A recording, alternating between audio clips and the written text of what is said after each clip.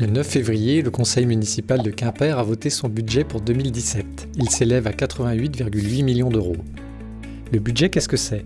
C'est l'argent que la ville reçoit, les recettes, et la manière dont elle utilise les dépenses pour rendre service aux Quimpérois et améliorer leur quotidien sur une année. Le budget a un impératif, il doit être équilibré, les recettes doivent couvrir les dépenses, c'est la loi qui l'impose.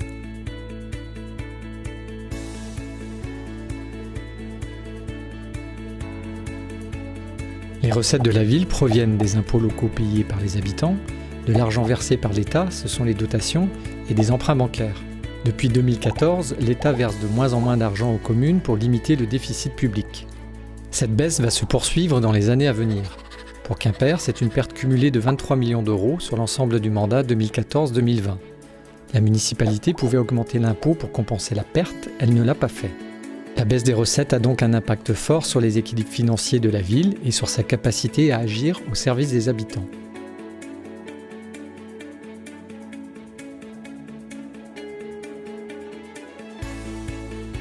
Les dépenses de la ville sont de 3 ordres.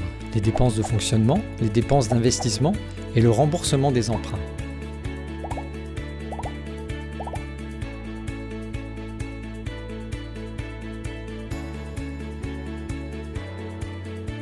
Les dépenses de fonctionnement, ce sont les salaires des agents communaux, les charges générales comme les assurances, l'eau, l'électricité, les télécommunications, les locations, les subventions aux associations. Elles représentent 73% des dépenses globales.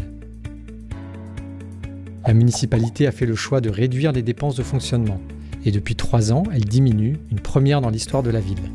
Cette performance s'explique notamment par une gestion rigoureuse et surtout par les efforts portés sur la masse salariale. Depuis 2014, 17 millions d'euros ont été économisés, dont 6 millions d'euros sur les salaires. La ville intervient principalement dans 13 domaines différents, ce sont les politiques publiques.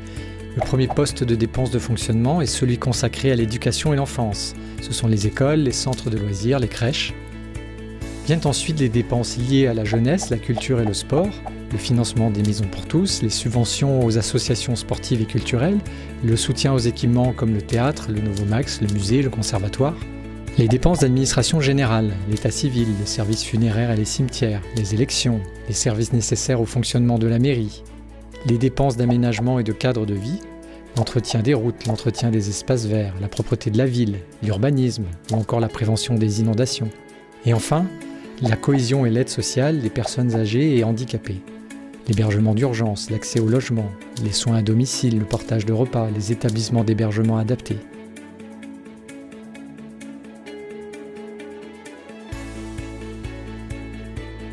Les dépenses d'investissement sont destinées à financer l'entretien et l'amélioration des bâtiments et infrastructures, cela représente 10 millions d'euros pour 2017, et la construction de nouveaux équipements comme une maison des associations à Ergué-Hermel, une salle des fêtes à Pennevillers, de nouveaux locaux pour l'ARPAC, le bâtiment administratif de la Providence ou encore le réaménagement du quartier de Locmaria. 6 millions d'euros seront consacrés à ces projets en 2017. Au total, les dépenses d'investissement représentent 20% des dépenses globales.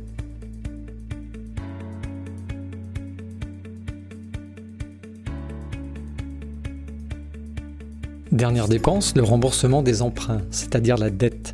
Elle représente 7% des dépenses globales. La dette est obligatoirement remboursée par l'épargne de la ville. Il est interdit à une commune d'emprunter pour la payer. La dette de la ville de Quimper est de l'ordre de 915 euros par habitant, fin 2016, pour une moyenne nationale de 1360 euros dans les villes de taille équivalente. L'enjeu pour la ville est de continuer à investir alors que les recettes baissent, tout en ne mettant pas en péril sa capacité à rembourser sa dette. Il s'agit aujourd'hui de trouver des solutions pour réaliser de nouvelles économies en s'interrogeant sur les services rendus et leur financement. Faut-il en supprimer ? Faut-il faire différemment dans certains secteurs, faire moins dans d'autres ? Faut-il augmenter les impôts ou pas ? L'équation n'est pas simple, mais pas impossible.